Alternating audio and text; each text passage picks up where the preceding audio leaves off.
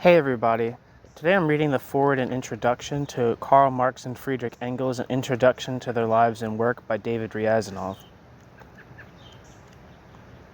The foreword is by Paul Sweezy and the introduction is by Dirk J. Struick.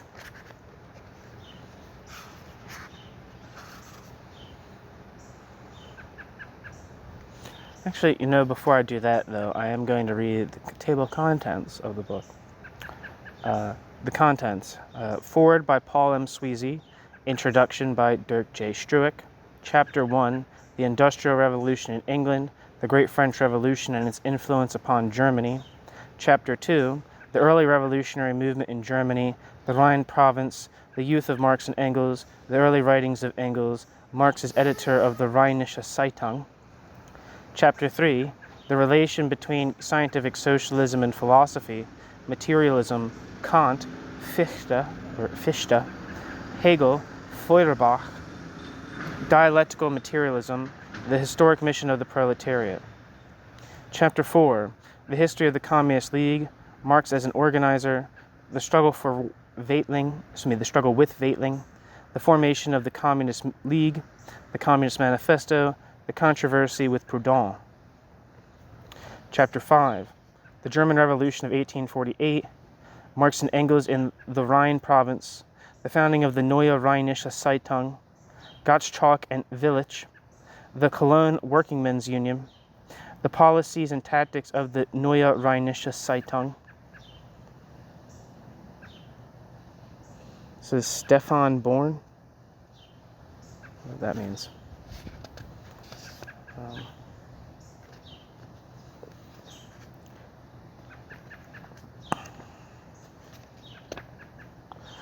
Marx's change of tactics, the defeat of the revolution and the difference of opinions in the Communist League, the split. Chapter 6, the reaction of the 50s, the New York Tribune, the Crimean War, the views of Marx and Engels, the Italian question, Marx and Engels differ with Lassalle, the controversy with Vogt, Marx's attitude toward Lassalle. Chapter 7, the crisis of 1857 to 58, the growth of the labor movement in England, France and Germany, the London International Exposition in 1862, the Civil War in America, the Cotton Famine, the Polish Revolt, the founding of the First International, the role of Marx, the inaugural address. Chapter 8, the Constitution of the First International, the London Conference, the Geneva Congress, Marx's report, the Lausanne and Brussels Congresses, Bakunin and Marx, the Basel Congress, the Franco-Prussian War, the Paris Commune, the struggle between Marx and Bakunin, the Hague Congress. Chapter 9, Engels moves to London, his participation in the General Council, Marx's illness, Engels takes his place, Anteduring, the last years of Marx, Engels as the editor of Marx's literary heritage, the role of Engels in the Second International, the death of Engels. All right, so that's the table of contents for this book. Forward. Back in the 1930s, and this is by Sweezy. Back in the 1930s, when I was planning a course on the economics of socialism at Harvard, I found that there was a dearth of suitable reading material in English in all aspects of the subject, but especially on Marx and Marxism.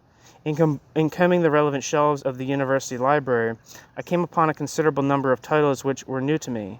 Many of these, of course, turned out to be useless, but several contributed importantly to my own education and a few fitted nicely into the need for course reading material. One which qualified under both these headings and which I found to be of absorbing interest was David Riazanov's Karl Marx and Friedrich Engels, which had been written in the mid-1920s as a series of lectures for Soviet working-class audiences and had recently been translated into English by Joshua Kunitz and published by international publishers. I'm reading this outside, so I can't look up people.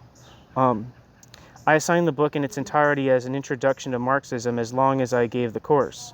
The results were good. The students liked it and learned from it not only the main facts about the lives and works of the founders of Marxism, but also, by way of example, something of the Marxist approach to the study and writing of history. Later on, during the 1960s, when there was a revival of interest in Marxism among students and others, a growing need was felt for reliable works of introduction and explanation.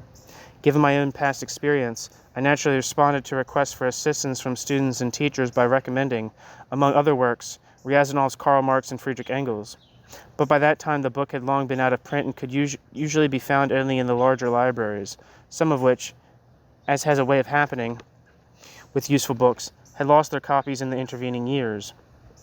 We at Monthly Review Press therefore decided to request permission to reprint the book, and this has now been granted.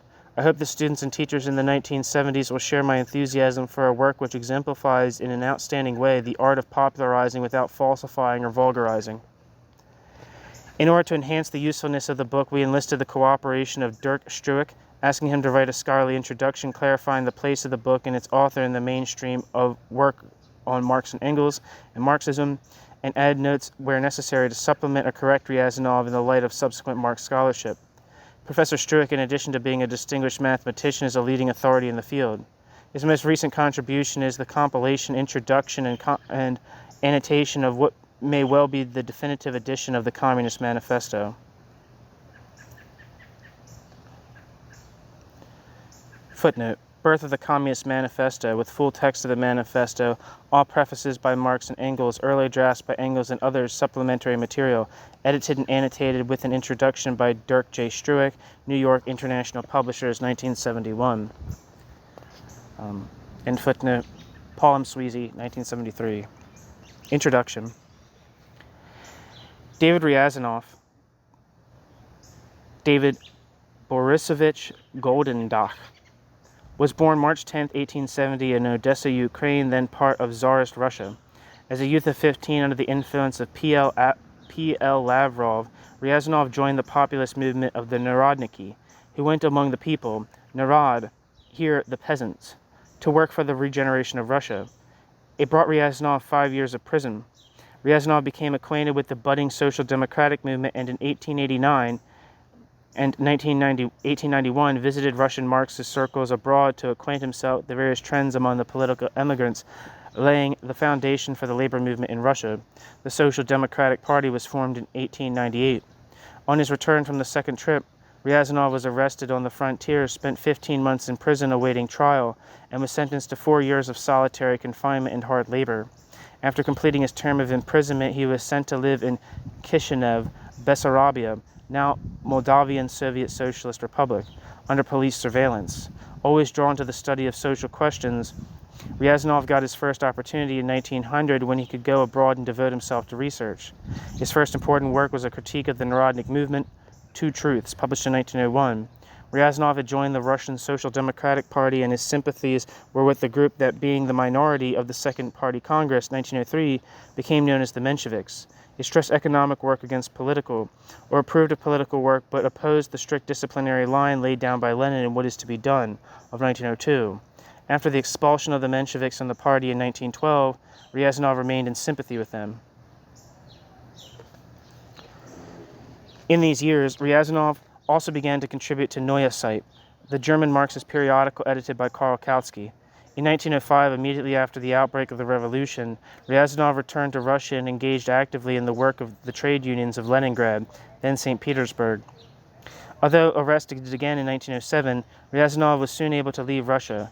Riazanov went to Germany and began the research which would make him the leading authority in the documentation of the life and work of Marx and Engels.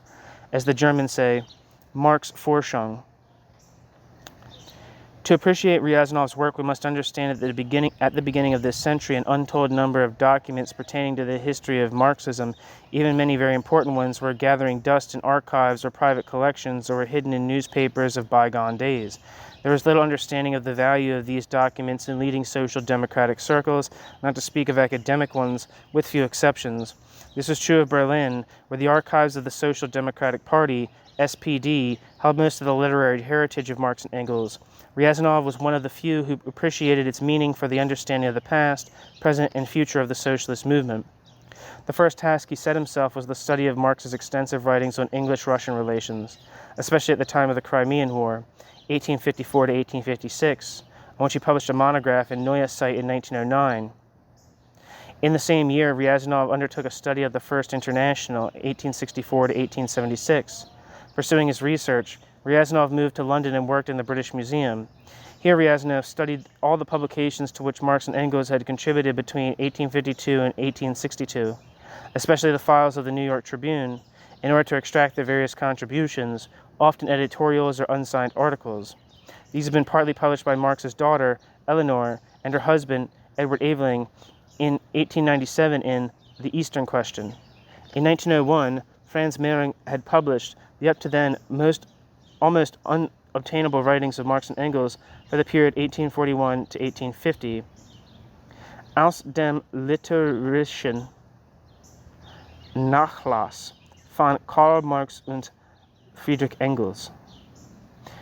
In 1917, Riazanov, under the auspices of the SPD, published 2 volumes containing the Tribune articles, those in the Chartist People's Paper, and several other articles written between 1852 and 1856. Gesammelte Schriften von Karl Marx und Friedrich Engels, 1852 bis 1862, in German translation by Louisa Kautsky. 2 more volumes were planned, but never appeared. These volumes, together with the correspondence of Marx and Engels, published by August Bebel and Edward Bernstein in 1913, Briefwechsel, 4 volumes, from the main contributions to the Marx-Forschung before the Russian Revolution. The publication of Ryazanov's research on the First International was planned for 1914. The book was already in type, but the war intervened and it remained unpublished. Part of Ryazanov's material was later published in the Marx-Engels Archive 1, 1926.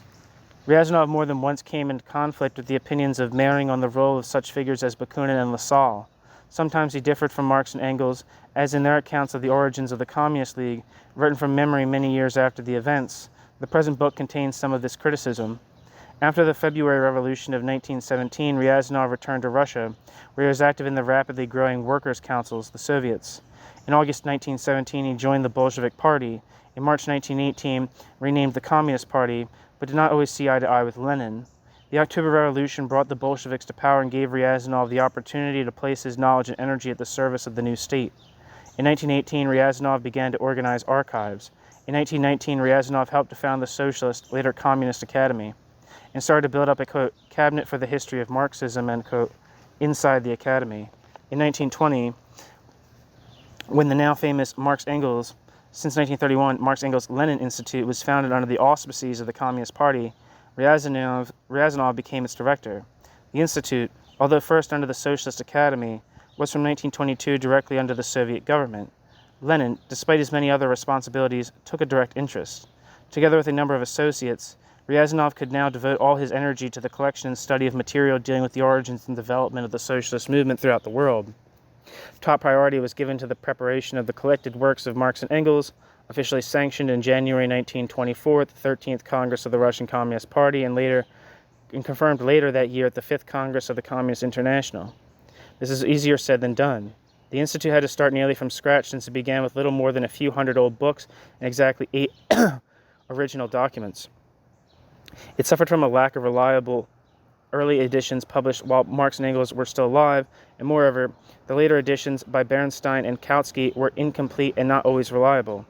But by 1920, Soviet emissaries were busy in London purchasing rare copies of Marx's classics, and Lenin, in a letter of February 1921, asked Riazanov, quote, "Could we not buy the letters of Marx and Engels from Scheidemann & Co.? They are such mercenary rabble, or purchase photocopies," end quote. Lenin. Riazanov set to work. In 1921, Riazanov was in Berlin. Work was not easy because of the anti-communism of the Scheidemann & Co., yet after 2 years of negotiations, he was able to send 7,000 photostatic copies back to Moscow. In 1924, he bought for 4,200 marks, about $1,000, all rights to the writings of Marx and Engels held in the archives of the German Social Democratic Party. There's a footnote that I missed. Philip Scheidemann was a leading German social democrat who lived from 1865 to 1939. Scheidemann, I believe, was the head of the, I know he was like the head of the SPD in the early days of the Weimar Republic.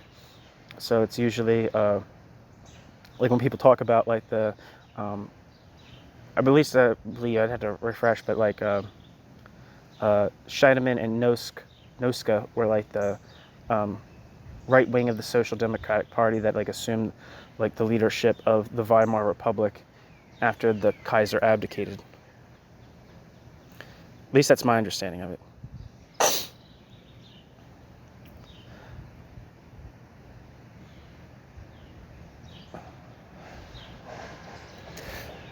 Some years later, the SPD tried to back out of the agreement, but by this time it was too late. The Institute had acquired most of what it wanted.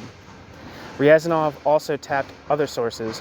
In Trier, Treves, where Marx had gone to school, in Jena, where he had received his doctoral degree, in the Ruhr region, among the descendants of Engels' father. He had correspondence in Britain, France, and the United States, tracking down documents in private collections and at auctions. The Institute acquired entire libraries with sociological material on Russia, Germany, Britain, and France. By 1930, it possessed hundreds of original documents, 55,000 pages of photostats, 32,000 pamphlets, and a library of 450,000 books and bound periodicals. Apart from the administrative offices, the archive, and the library, it had working rooms, a museum, and a publishing department. The main publishing effort was directed toward the achievement of as completed an edition of the works of Marx and Engels, both in Russian and in the original languages, as was possible. The Russian edition was eventually completed in 28 volumes, 1931 to 1951. Of the other edition, 5 volumes had been published in Germany when Hitler came to power. 2 further volumes were published in Leningrad before the enterprise was discontinued in 1935.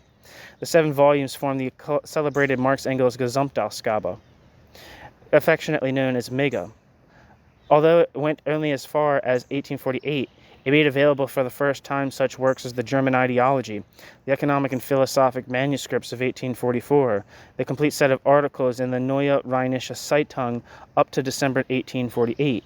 Riazanov also published The Dialectics of Nature, but this was in the Marx-Engels Archive, a periodical issued by the Institute, and only 2 volumes appeared, 1926, 1927, later continued in Russian. With due appreciation for this work, we have to add that not all of it was very carefully done. This is in part due to the difficulty in deciphering Marx's handwriting. Footnote: deciphering Marx's handwriting is a science in itself. There now exists, for the work on the planned new edition of the work of Marx and Engels in 100 volumes, a guide to his handwriting known as the Müller Primer, written by the retired detective officer Kurt Müller of the GDR, who learned graphology in a Nazi prison. End footnote.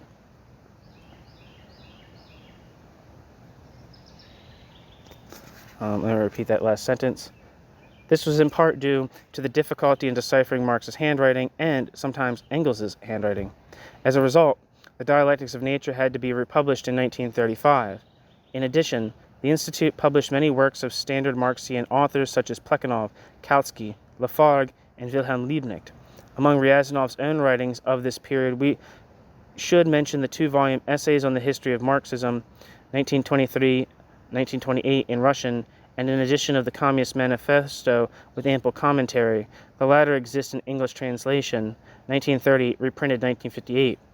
We have a description of Riazanov in this period by a comrade who knew him. Quote, "The impression Riazanov left was one of immense, almost volcanic energy. His powerful build added to this impression, and tirelessness in collecting every scrap about or pertaining to Marx and Engels. His speeches at party congresses, marked by great wit, often carried him in sheer enthusiasm beyond the bounds of logic. He did not hesitate to cross swords with anyone, not even with Lenin. He was treated for this reason with rather an amused respect, as a kind of caged lion, but one whose bark or growl usually had in it a grain or 2 of truth worth listening to, if you didn't confuse it with the overlay of sarcastic exaggeration. I thought his appointment to the Institute was a kind of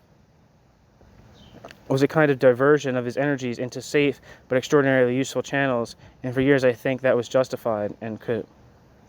In March 1930, on his 60th birthday, Ryazanov's research into socialist history is recognized in a Festschrift entitled Na Bovem Postu, On the Battle Line. Ryazanov's last years were an anticlimax. His Menshevik sympathies had long been tolerated in view of his enormous services to the Institute. But the political climate of the early 1930s was not healthy for a man of this type. He seems to have gone just once too far. In 1931, at the trial of the Mensheviks who had built a secret organization, he was accused of giving it some support within the Institute. This is believed and led to his expulsion from the party. He had to spend some time in prison and then in the same year was sent to Saratov as a librarian. His place as director of the Institute was taken by V.V. Adoratsky, who lived from 1878 to 1945, who held this position until 1939 and assiduously continued the collecting, editing, and publishing work of his predecessor. Riazanov, greatly at a loss in a provincial town, petitioned for a change and, with the permission of Kirov, was allowed to continue research in Leningrad. However, after Kirov's assassination in 1935, he had to return to Saratov. He died in 1938. To my understanding, David Riazanov was murdered, executed by the Stalinist state.